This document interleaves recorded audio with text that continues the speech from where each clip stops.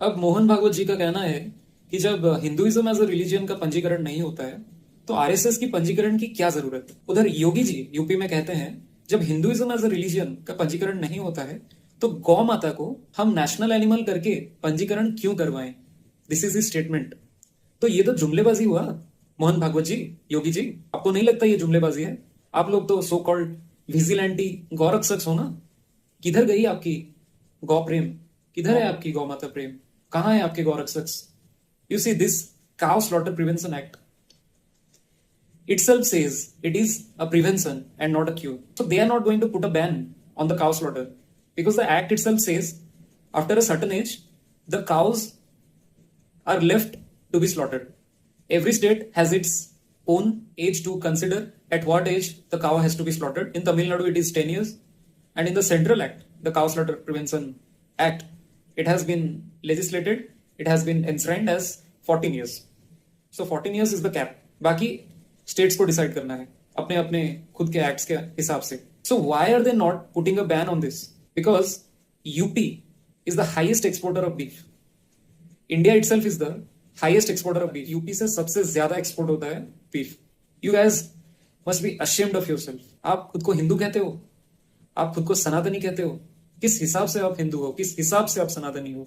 It was Vinayak Damodar Savarkar, VD Savarkar, who first stated that cow is just a useful animal having no divine significance. So this RSS, this BJP owes its genesis from the Hindu Mahasabha. VD Savarkar was one of the prominent members of the Hindu Mahasabha. जब उनके political फोरफादर का ये कहना है, आप लोगों को लगता भी है वो कभी काउ स्लॉटर को बंद करेंगे, गौ रक्षा करेंगे? अगर आपको ये लगता है तो आप अभी भी अंधभक्त हो और हमेशा ही ऐसे अंधभक्त रहोगे. It was their political agenda to save cows from being slaughtered, to save our Gaw Mata from being slaughtered. Can you believe? Ram Mandir was their political agenda to win elections.